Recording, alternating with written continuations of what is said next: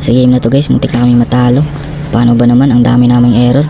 Una, yung dragon nirelease sa bottom lane habang may minion sa mid.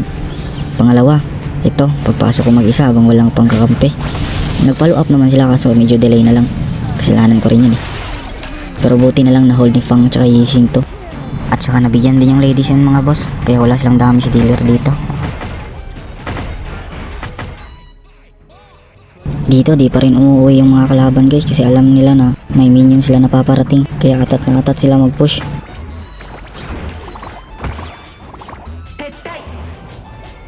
Kaso na-hold pa rin ni Yixing sa kapang. At saktong sakto yung pag-respawn ni Don mga boss para may tumangke at tumaboy sa kanila. Dito nag-back na si Lucian, saka sumunod si Daji at Arthur. Pero sakto yung cooldown ng ulti ni Yixing, nahuli si Arthur kaya hindi na nakatakas. Dito medyo nag-synchronize na kami, kaya isa-isa namin silang binigyan.